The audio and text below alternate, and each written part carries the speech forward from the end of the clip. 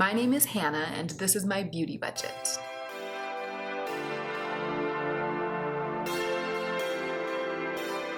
Hey y'all, so today I'm filming my video about the destination of all of the money that I spent within the confines of my beauty budget in March. Before we get into the meat of the video, I'm going to tell you about what's on my face because it's kind of exciting. I don't usually wear semi-colorful looks like this, and it's relevant to some conversations I've been having in the comments. I'm wearing NARS Pussy Control, which was in my Shop My Stash last month, and one of you has been requesting that I wear it in a video again, so this is it. It's fun. I feel like it's grungy colorful, and so it works for me rather than being kind of like way outside of the realm of my usual aesthetic, but it's on the edge of being outside of the realm of my usual aesthetic. And on my eyes, I'm wearing a look very similar to the one that I detailed in my most recent video, so I'm not going to tell you about it or do the close-up or anything. It's really a lot like that look, except that I used my only other... Holy moly, I just dropped one of my favorite eyeshadows of all time on the concrete floor of my apartment, and it survived. This is JD Glow Good God. It's my other JD Glow Galaxy Collection eyeshadow, my only other JD Glow eyeshadow. And so it's really similar to Unexpected, which was the look from that video. I feel like I really need to get a rug underneath my filming station. It's like the one thing that we might have to, and I say we because I think that that's something that could count as a joint expense, although maybe it could count as tools for work. I'll talk about this in my check-in.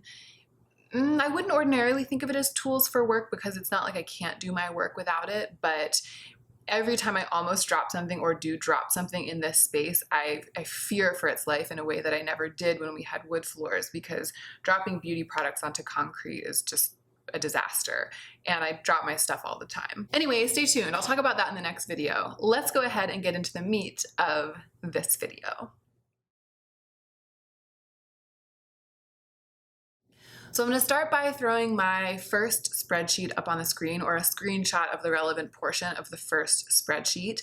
This is a spreadsheet in which I record everything that I purchased over the course of the month, and I write how much the thing cost in the spreadsheet, and then I also use this spreadsheet to break down how much of the cost of the item went to the company that made the product, and how much of the cost of the item went to the company that was selling the product. In some cases, they're the same company. So for example, I bought toothy tabs from Lush.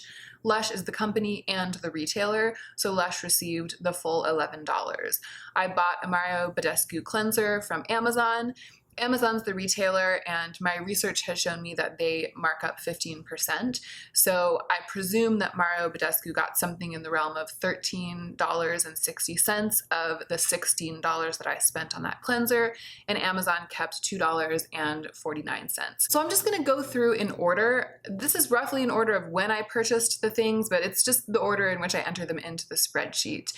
And I am starting with the perfume that I purchased from a company called État Libre d'Orange, which I think means the free state, the free orange state. And I purchased it at Le Pink & Company, which is a little independent beauty retailer in Los Angeles. So it was a travel sample size of an amazing perfume called Une Amorette, and it was $20. I'm assuming that the company, the perfumery, received $10, and the retailer, Le Pink & Company, received $10. So État Libre d'Orange is a niche perfume company that was started by an individual, this is what my notes say, an individual renegade perfumer, Etienne Desouard, who wanted to break free from the traditional strictures of perfume making. So he'd been in the industry for a long time. He got tired basically of having to design fragrances in order to appeal to as many people as possible, like as wide a market as possible, which is what all of the more mainstream perfumeries were doing, and he was working for them. He was sick of it. He wanted to do something a little bit more, not a little bit more, a lot more revolutionary, artistic, different, niche, weird, and the perfume that I bought definitely fits into that category. It's super weird. Anyway, this is just to say that État Libre d'Orange is technically an independent brand, or it's a privately owned brand. It's not indie in the way that we think of like an indie makeup brand, I don't think, but it's definitely not owned by a larger corporation. It's definitely not a mega corporation. So the website, and I'm going to link it because it's hilarious. It's really, really too much. Like, it's over the top in terms of its attempts to be all these things. There's a lot of talk of liberation and love, and he's making it sound like perfume is a political movement, and a lot of the language is designed to make it feel that way and feel like you're kind of really different and punk rock because you're part of it. And the most ridiculous thing on the website is his bio, which I will definitely link as one of the many links under this video. I'm just going to read you the beginning of it. Etienne de Swart, an opportunist since 1970, is a survivor of consumerism, a witness to and participant in the decay and atrophy known as the business of beauty. État libre d'orange is his rehabilitation, his attempt to cleanse himself.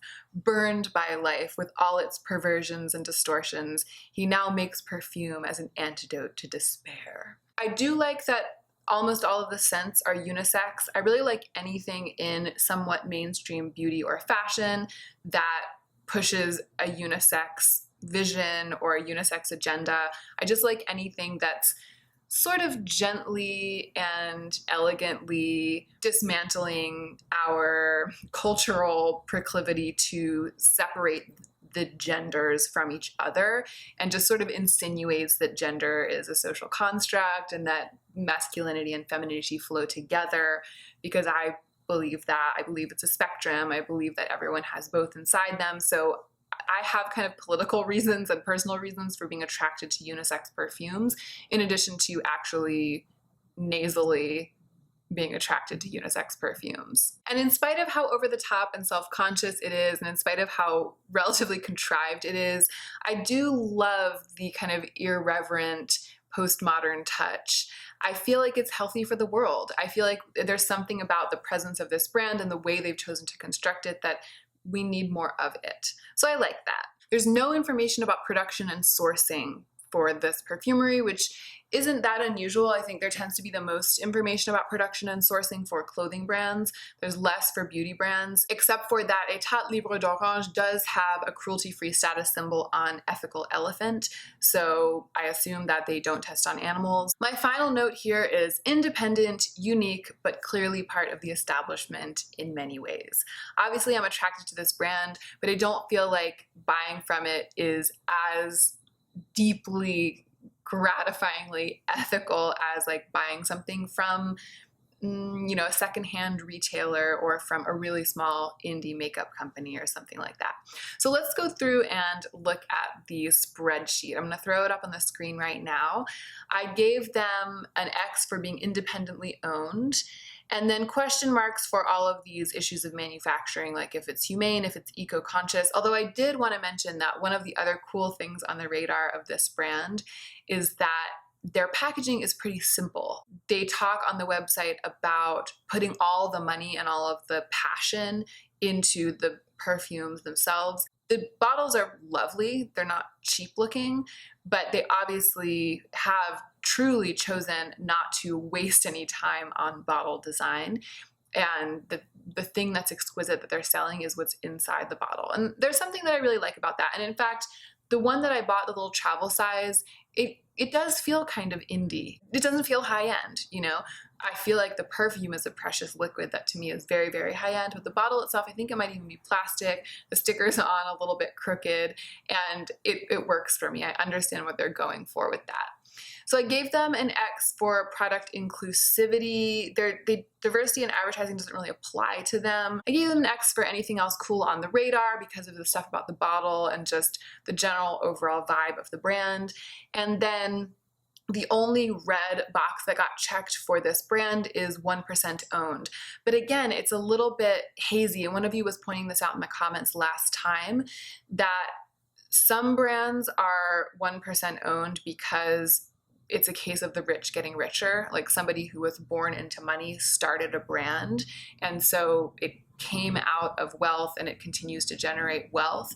Some brands are 1% owned because they've been very successful and made the founder wealthy. And I do think that there's a distinction between those things. But the reason that I haven't stressed out about it too much, and the reason that I'm not, and all I'm saying is that my guess is that in this situation it's the second thing, although I don't know it. I wasn't able to find out all that much about the history of this guy. I do think he was already wealthy when he founded the brand, but he could be self-made. In any case, I'm sure that he's a wealthy man now. And the reason that I feel okay just having this same column and having an X checked for 1% owned if it's the rich getting richer, or an X checked for 1% owned if it's someone who's self-made, is that there is a third category of brand owner who's someone who is successfully running a brand and is doing well, but hasn't gotten fabulously wealthy from it. So someone can be successful in living their lives and using a small brand that they started to stay afloat and to pay their bills and pay their rent and maybe even have a family or something like that, but without becoming one of the wealthiest people in the world. You know, there are a lot of brand owners like that. So this column is really about distinguishing those people from people who have become so successful that they don't really need any more of your money. And I think that's the point. That's why I have this, because I think that's why I have this column. And even if this guy is like a self-made man and whatever, self-made success, and he's doing amazing stuff, which he is, and I'm really into it, it's different because purchasing from this perfumery, I don't necessarily feel like I'm using my money to fund something that really needs my money to keep doing awesome stuff. I feel like he's gonna be fine. It's gonna be fine. I wanted the perfume, I'm glad that I bought it, but I don't really feel like I'm supporting small business or supporting local business, if that makes sense. Etat Libre d'Orange got 3 good marks, 1 bad mark, and 5 question marks because of, you know, questions about production. So I bought this perfume at a little store, a hole in the wall called Le Pink & Co. on Sunset Boulevard in Los Angeles, an amazing little store that I was actually excited to research because I just feel like it's a classic example of supporting a small local business, and I was excited to find out more. And I couldn't find anything. My notes say, very little information available. It seems obvious that it's independently owned, partly because it's not a chain. On the website, they talk about we started it, blah, blah, blah. The language is like we, blah, blah, blah, we, blah, blah, blah. Everything about it points to it just being a little mom and pop or a little independently owned business. But there's no info about the owners online. There's no human face to this shop. One thing I did discover when I looked it up online that I didn't know is that they actually have a focus on green beauty. It's a green beauty apothecary. It's a gold mine for people who are interested in that because it's this teeny shop that's completely packed to the gills with product. It's so fun to visit. So I feel really good about purchasing this perfume from Le Pink. I would so much rather buy it from there than from Lucky Scent online, or say that it was sold at Sephora, buying it at Sephora. I mean, I would much rather support this presumably small local business, but I was only able to, I gave them a check for being independently owned. I just feel like it's pretty obvious. I gave them a check for eco-consciousness because the green beauty thing, they're also trying to carry sustainable brands. They obviously are kind of on the lookout for sustainable and eco-friendly brands, and they're kind of curating that. And I consider that to be a kind of public service, kind of activism. I think that's great. And then I gave them a check mark for anything else cool on the radar, and a question mark for whether or not they're 1% owned, because I just don't know anything about how the business is doing or like who the owners are or anything. So unfortunately, I was only able to give them 3 good marks, 0 bad marks, and 2 question marks with the other. Oh, I gave them a question mark for being minority owned because I just don't know anything about who owns them. So the next thing on my original spreadsheet is the bottle of toothy tabs that I bought at Lush. It was $11, and obviously Lush got the whole $11. Lush is so interesting, and my experience of researching it was interesting because I was kind of expecting to be critical of Lush.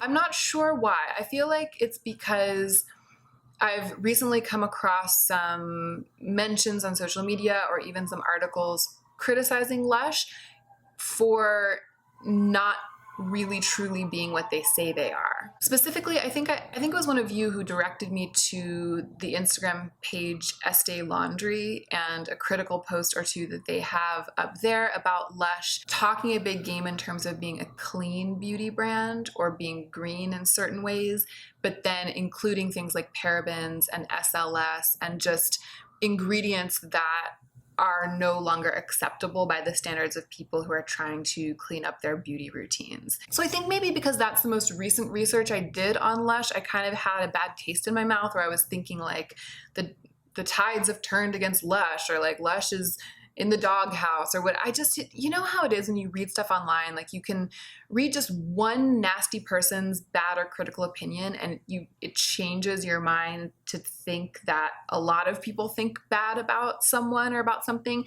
not saying that the Estee Laundry people are one nasty person, because I do think that their post is very carefully considered. I don't mean to disparage that opinion, because I think that there's merit in it, and it's one of the things that I put in my notes. It's one of the things that I took into consideration, which is just that, I mean, my body wash that I recently finished from Lush that I have in my empties right now, SLS is the first ingredient, sodium lauryl sulfate. And I've always thought of Lush as being a very, very safe brand in terms of the ingredients I'm putting on my skin. It's one of the reasons I used to shop there excessively and really love shopping there, was because I was like, well, it's a lot of money, but at the very least I know that I'm not putting any like bad or harsh chemicals on my skin, because obviously it's Lush. So obviously they would never do a thing like that.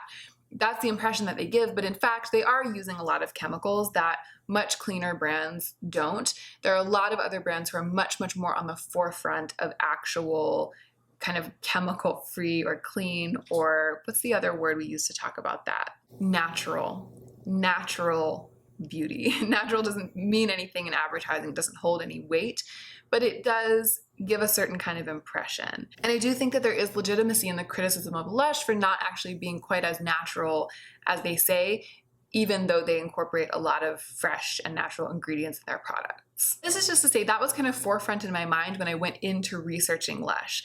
But then when I started looking at the company through the lens of this entire project that I've been doing, I was just blown away by how amazing it is. It's awe-inspiring how committed this corporation is to ethics. There are a lot of companies that I've looked into, and we're going to talk about Nordstrom in a little. Nordstrom is a perfect example. There are a lot of companies I've looked into who talk the talk really well. Like on their website, they have a page about sustainability. They have a page about, like you can go on and it's like, oh, they're part of all of these coalitions. They're trying. If you really dig for the evidence, it's like not quite there, not quite good enough.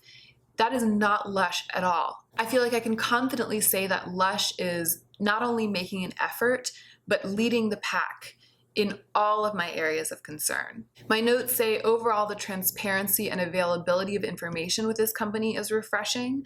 So you don't kind of read and you don't get to the information and be like, well, it says this, but I can't quite know. It's like, it's very, very, they have put their money where their mouth is in terms of a lot of these areas of ethics. So I was saying that I feel like in some cases they haven't quite put their money where their mouth is in terms of ingredients.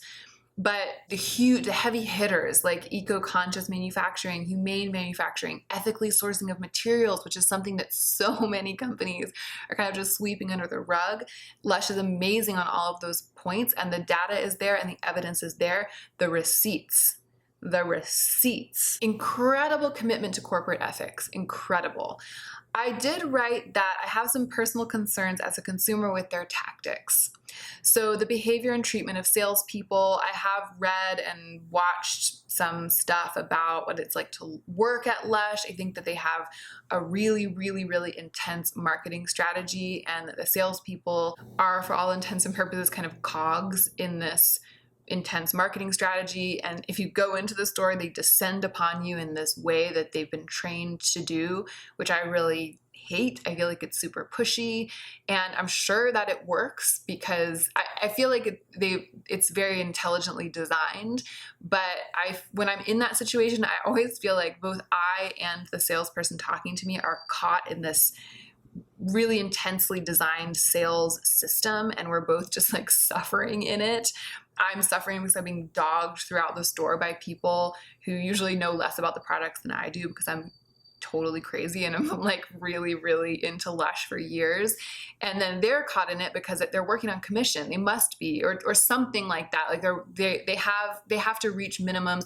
They're desperate for sales, and they've been trained to really push products and to make physical contact with you and like touch your skin and rub and do all the things to like release the chemicals in the people who are in the store to make them feel comfortable, to make them want to spend money. I mean, it's all very well engineered and well designed, but it's not for health. It's not for health and happiness.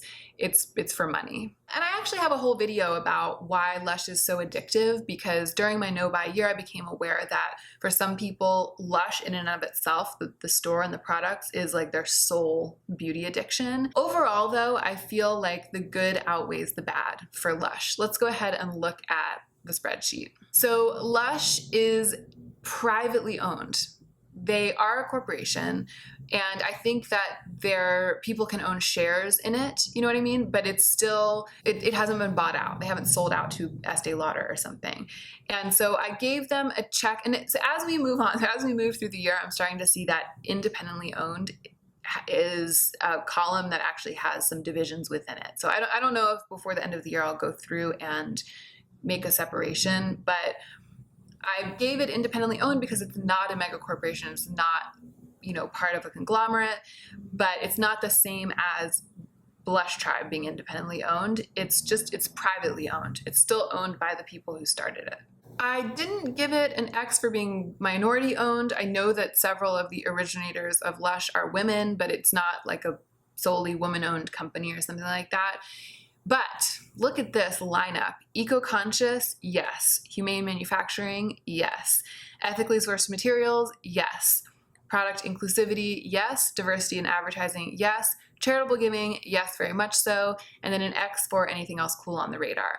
That is a pretty star lineup of green X's, especially compared to almost all of the other companies that I've been researching. And then I gave them an X for being 1% owned, but again, I believe that the people who started Lush are self-made. I gave them a question mark for employee mistreatment. I know that there are a lot of like Lush exposed videos on YouTube where people are like, why I quit Lush, or working at Lush was garbage, and people make claims about employee mistreatment. I haven't read anything that makes me feel like Lush is a company that you can peg as one that mistreats its employees, though. I feel like people have had a variety of experiences. And again, I do feel like a little bit of dissatisfaction with the way that their retail tactics are organized. And I know that the employees are victims of that as well. But I feel like it would have been a bit harsh to be like, they mistreat their employees as a matter of course.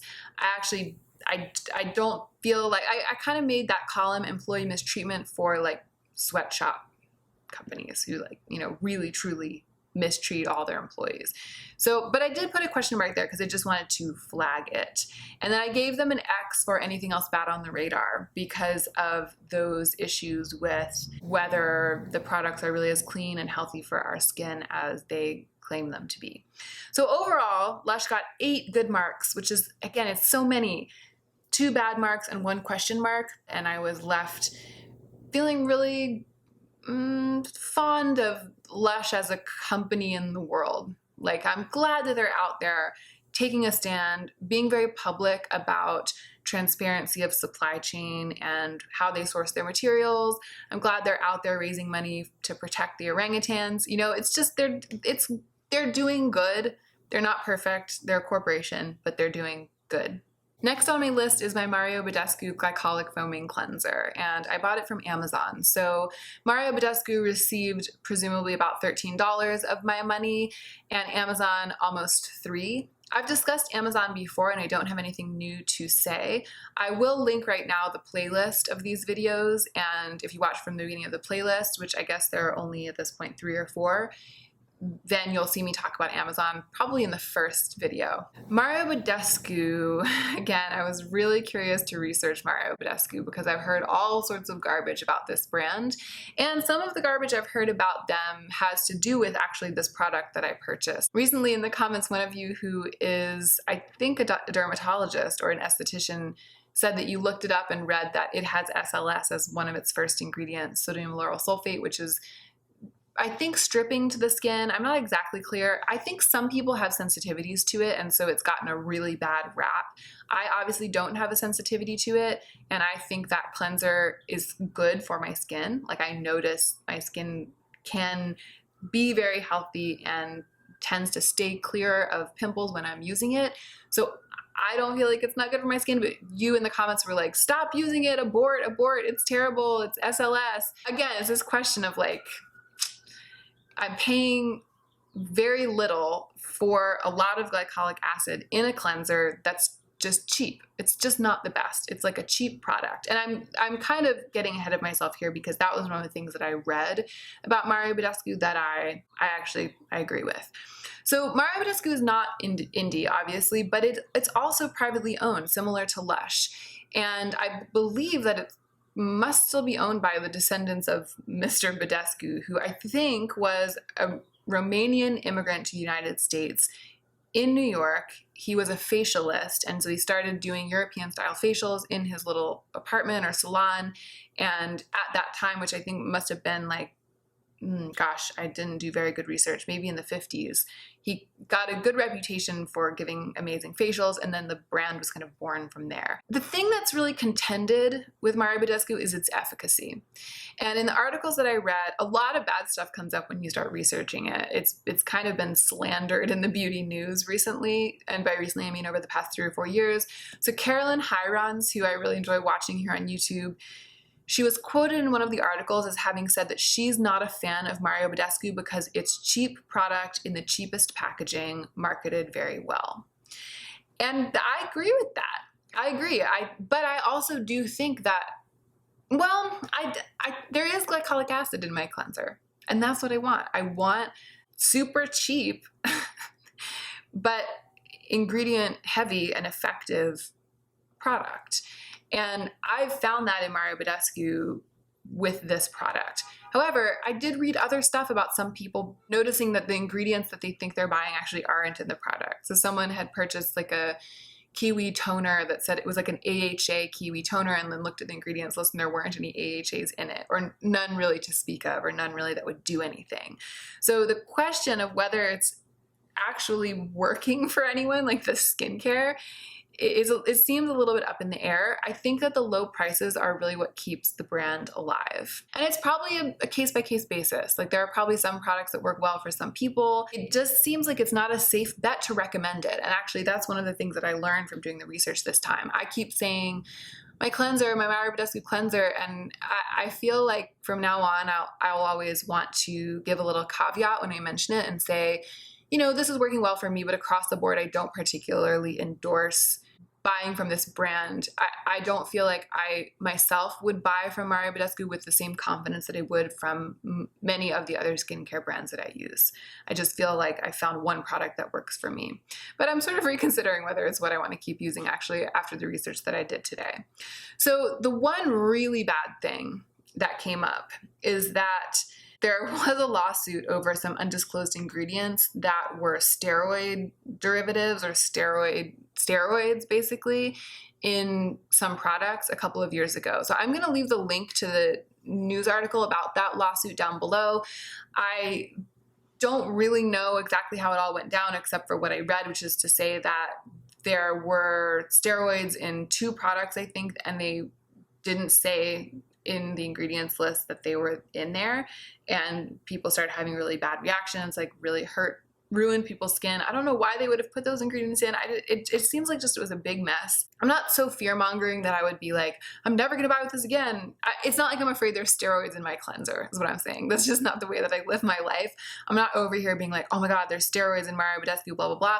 It's just that there's a serious blight on their reputation. Very little info, of course, about eco-friendliness and manufacturing. I know that all their packaging is plastic, and it doesn't really seem like they're making an effort in that realm. Let's look at the spreadsheet. Mario Badescu has an X for being independently owned because they're still privately owned, but again, it's not like they're indie in that way. Question marks for all of these issues of manufacturing. I gave them an X for product inclusivity because their structure of like their inventory is divided to deal with different skin types. So they're very much like any skin concern can find a solution. 1% owned, most definitely. Unchecked ecological impact, I went ahead and gave them an X for that, and then an X for anything else bad on the radar because steroids.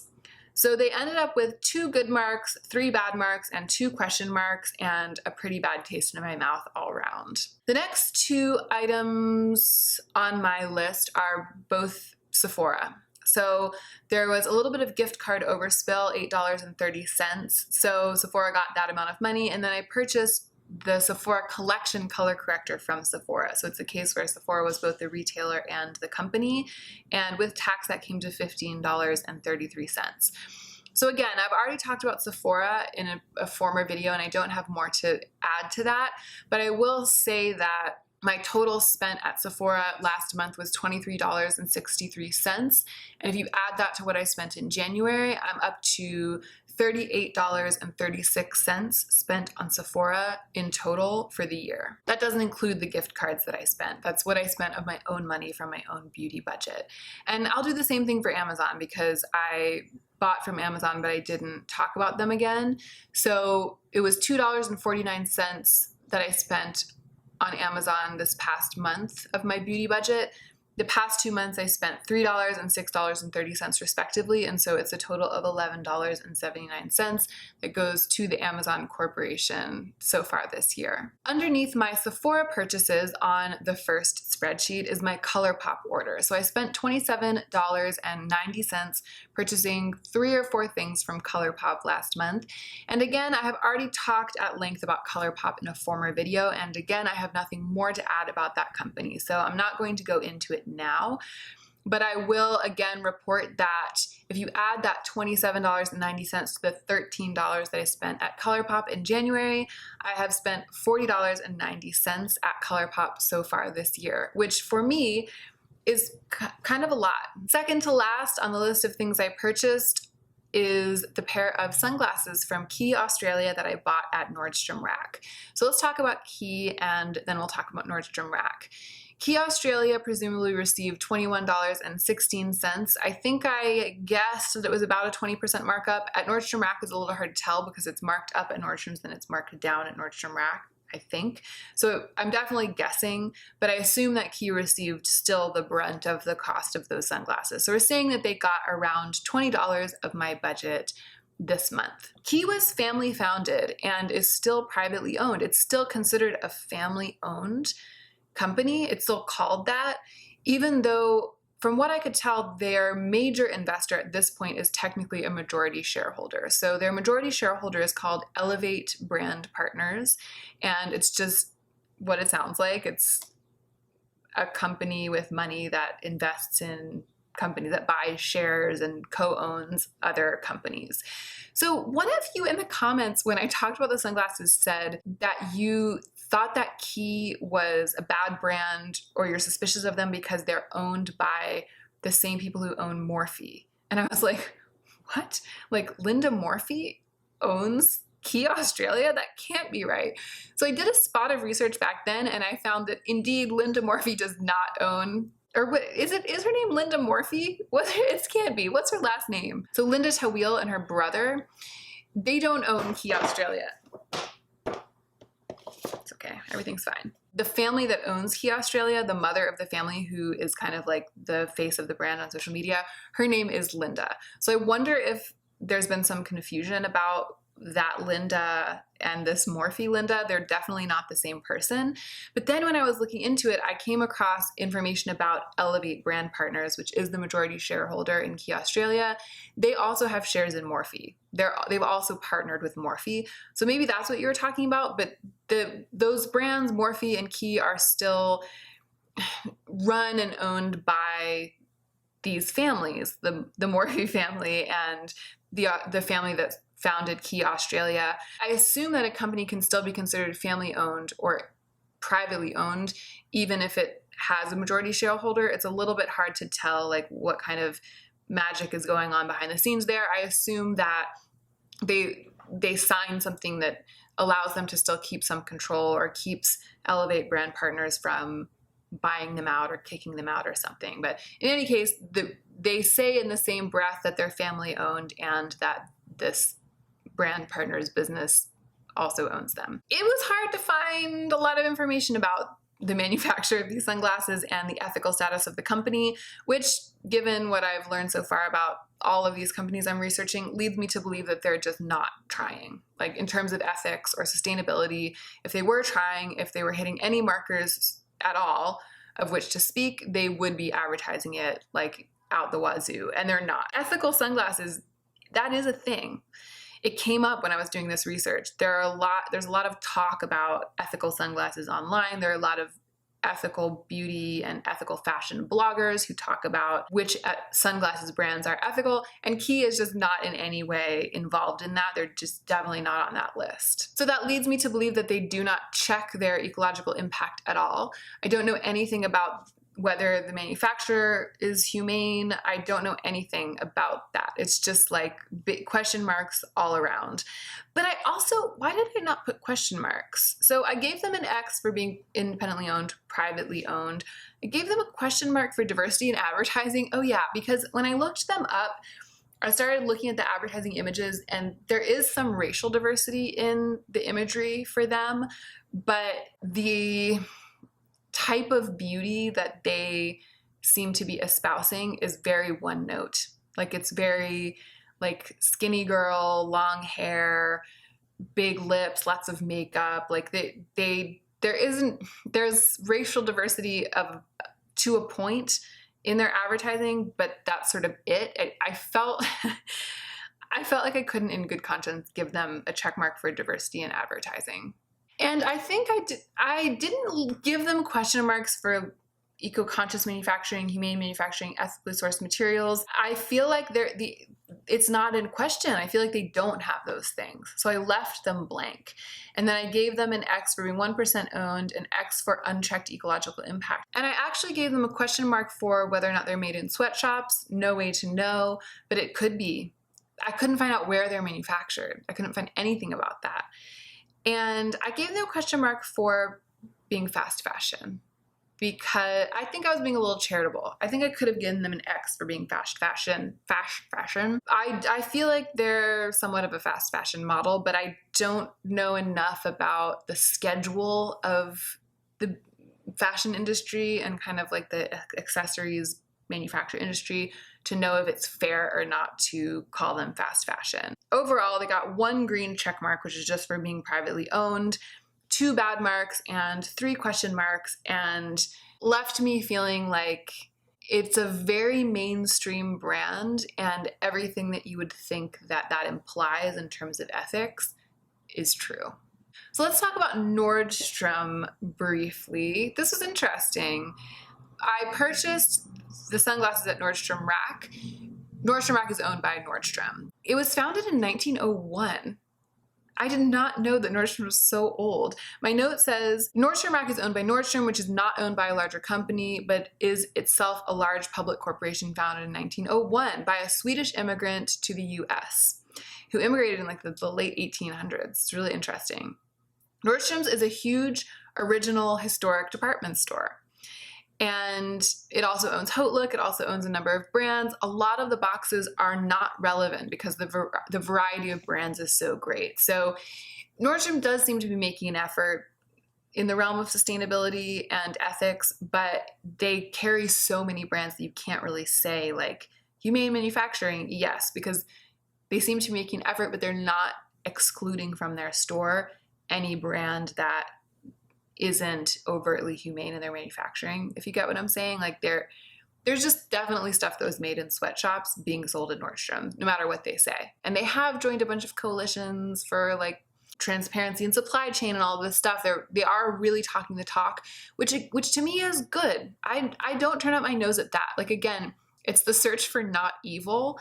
And I feel like there are so many corporations out there that are just not even trying to make an effort and not even nodding to the fact that manufacture of things like clothing on a massive scale is a huge problem. Like, it's one of our biggest problems as a planet. They're not even acknowledging that. Nordstrom they are acknowledging it. Like they're at least sort of semi trying to do something and they're talking about it. They obviously have branches, they're branches of the company that are thinking about ethics. So I wrote, in general, not as evil as some, but not a place I can pat myself on the back for shopping. And I wanted to say as a side note that I especially don't like the fast fashion aspect of Nordstrom Rack in particular. Many of the brands in Nordstrom Rack are subpar clothing brands that are manufactured for Nordstrom Rack. Like Nordstrom Rack bills itself as being a place where you can go to buy stuff that was on sale at Nordstrom and now it's been reduced because it didn't sell at Nordstrom, so they move it over to this other location. You might get some amazing designer stuff for a very low price because it's been heavily discounted because it's from last season or something. So there is a lot of product in the store. There are a lot of pieces of clothing in the store that fall under that definition. But there are racks and racks and racks of brand new, newly manufactured clothing in Nordstrom Rack. Brands like Bordeaux, you know that brand Bordeaux that you see in Nordstrom Rack? That brand was designed and manufactured cheaply, fast fashion style, for Nordstrom Rack. And people go in and they feel like they're getting an amazing deal because it's like lower prices, but it's Nordstrom name. It's like it's all a ruse. And I really hate that. I really, really dislike that aspect of Nordstrom Rack. And I do consider them to be fast fashion. And I did give them a check mark for fast fashion because they do that business. Oh, goodness gracious. So Nordstrom Rack got 0 good marks or question marks across the board in the greens. And in the reds, they got mega corporation, 1% owned, unchecked ecological impact, fast fashion. So that's 4. They got 0 good marks, 4 bad marks, and 0 question marks. Gosh, I feel like my hair was so volumized at the beginning of this video and it's fallen like a souffle over the course of it. All right, and then the last thing that I purchased, the last thing on the list is the Vellespa candle that I bought at Anthropology. So I looked up Vellespa and I looked up Anthropology, my old haunt. So Vellespa was independently founded, still appears independently owned. It's a candle company in California. Everything's manufactured in California, and they get pretty good marks. I think because they are big, like they're carried in, I think they're even carried in Nordstrom. Is that right? I think they are. It's like a huge luxury candle company. You see them everywhere, but they aren't owned by L'Oreal, for example. They're not owned, they haven't been bought out.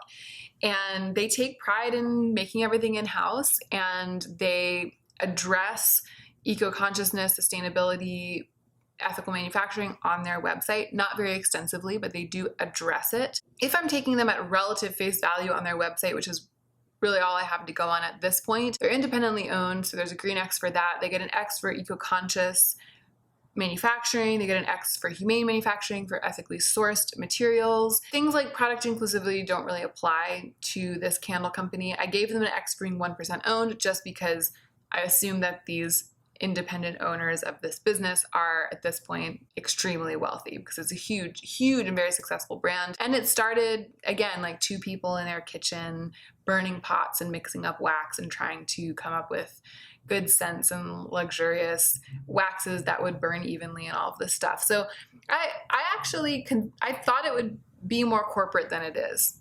And I'm more into this company than I was before I researched it now. So they ended up with 4 good marks, 1 bad mark, and 0 question marks. Let's talk about Anthropology. So Anth is owned by Urban, URBN. It also owns Urban Outfitters, Free People, Beholden, and Terrain. So it's like this fashion clothing empire that was started by one guy. And I have heard all sorts of horrible things colloquially about this one guy. And I was expecting to uncover all of that stuff when I did this research. I was like, oh yeah, the guy who owns Urban Outfitters and Anthropology, I just remember it hearing like he's incredibly homophobic. He like donates to tons of money to all the Republican candidates who have the worst platforms, and he's like the worst of the worst, and Tea Party and all this stuff. Like that's what I remember hearing people say, and I remember comments to that effect and all of this stuff. His name is Richard Hain. When I read into it, I found that it's it's a little bit more complex and a little bit less intense than that. So what I wrote on my notes is, it seems like he's not evil, he's just a Republican.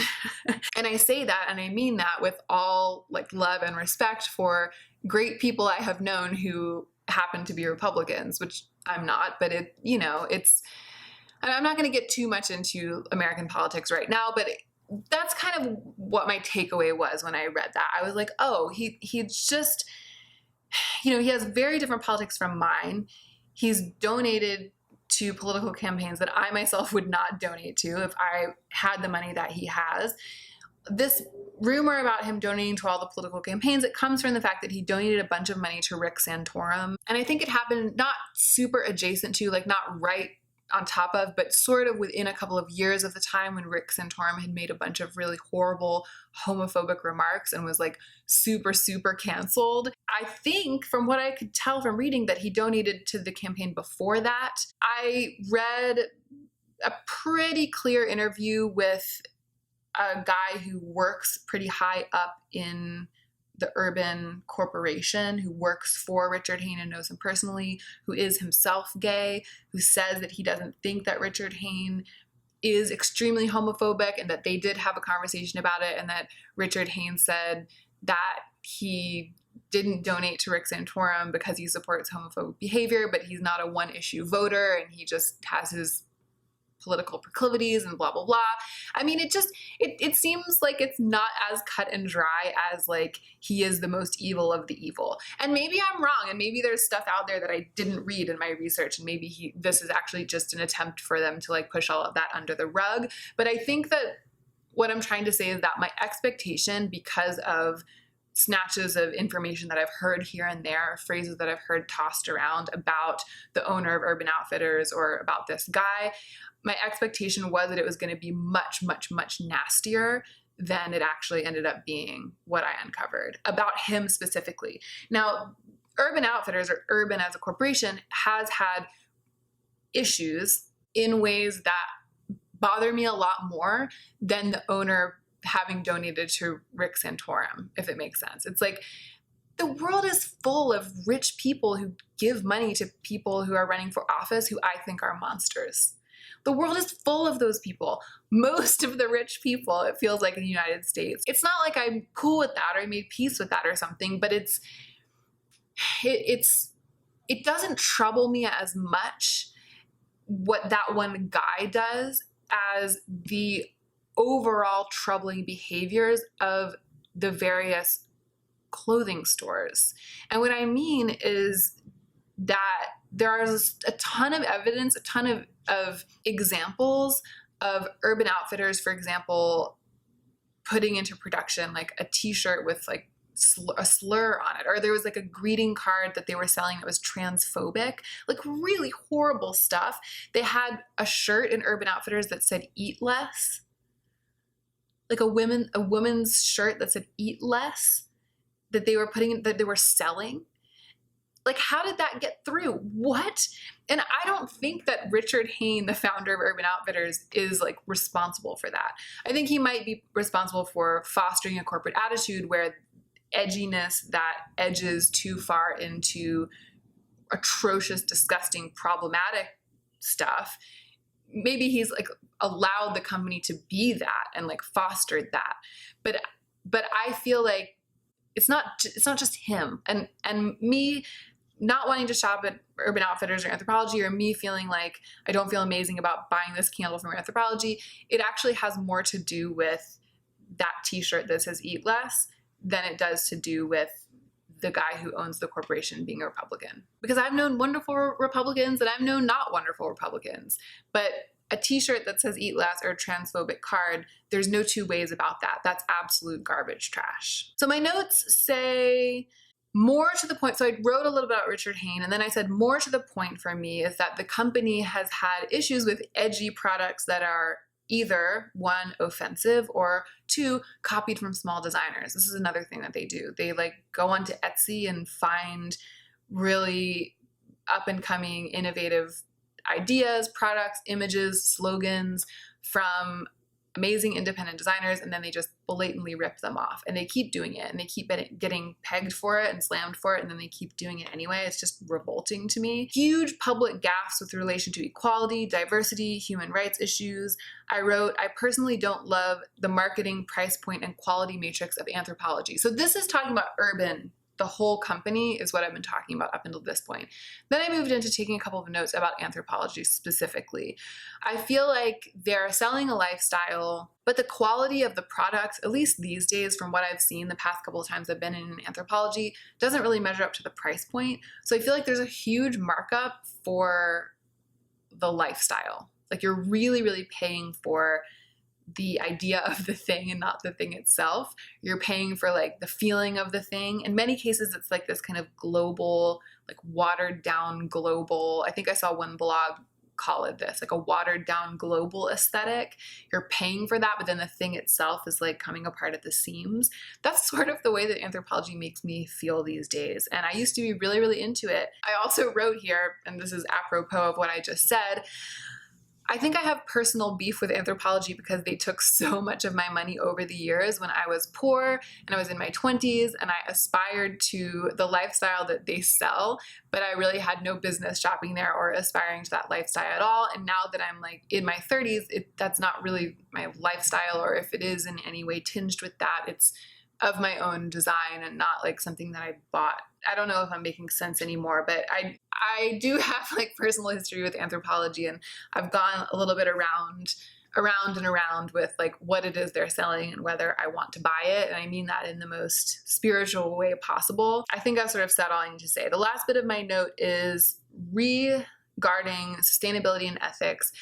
Anthropology is rated not good enough by Good On You. And they seem to be making even less of an effort than, for example, Nordy's. So Anthropology doesn't have anything on their website about sustainability. They're just like, we're like selling the perfect lifestyle to affluent suburban women. Like that's what it says on their website, basically, in different words. So they're not even pretending. It's like they're pretending to pretend. Last note, Anthropology just launched a plus-sized line. It's called A+, which is so brilliant. So brilliant. Their marketing is just off the charts. And because of that, my friends, they squeaked through with one green check mark. I was all about to slander them for lack of diversity and lack of inclusivity because they traditionally have not had plus-size models on their website and not had any plus-sized offerings, although actually it's 2 green check marks that they're getting because they now have a check mark for product inclusivity and a check mark for diversity in advertising, neither of which I would have given them if they hadn't launched this A+ plus-size Anthropology line. But they do. They have those 2 check marks, and then in the reds, mega corporation, 1% owned, unchecked ecological impact, made in sweatshops, that's a question mark, employee mistreatment, that's a question mark. I gave them an X for fast fashion because it's not the same as H&M. Like they're not turning around as fast, but I almost feel like there's little to no difference. Like it's just the impression that they're giving. They're giving the impression of everything being more curated and more carefully chosen and more special. But the more I research, the more I look into this stuff, the more easily I lump Anthropology with Zara, for example, or H&M. And again, there might be things about the actual manufacturing schedule where there's like a line between fast fashion and what isn't. I also think that there are probably certain items of clothing or certain lines that are carried at Anthropology that are more fast fashion, and then there are lines that they carry there that aren't. I'm sure there are. I know there are they carry some unique independent designer products there, so it's not like it's all fast fashion. But I just spitefully gave them an X for fast fashion, and I do think it's merited. And then I gave them an X for anything else bad on the radar because of that thing of like selling a lifestyle and like seriously marking up. So they got 1 good mark, 5 bad marks, and 2 question marks. Not great. So that is it. That is everything on which I have to report for this past month in terms of where my money is going. As ever, I feel inadequate. I feel like My best, which is kind of what this was, is like, it's like the best that I can do now with the resources that I have. My best only serves to point out how little information is available. I am grateful that I'm doing this project, even though I put it off every month and I dread it and I always feel kind of wrecked at the end of it. And I really, really appreciate you guys sticking with it and supporting it and saying that you think it's important to. Let me know what you think. I'm excited to chat with you in the comment section down below this video. Thank you so much for watching. I hope that you enjoyed this, and I hope that you are remembering to take extra good care of yourself right now so that you can be the most effective version of yourself as you do your work in the world.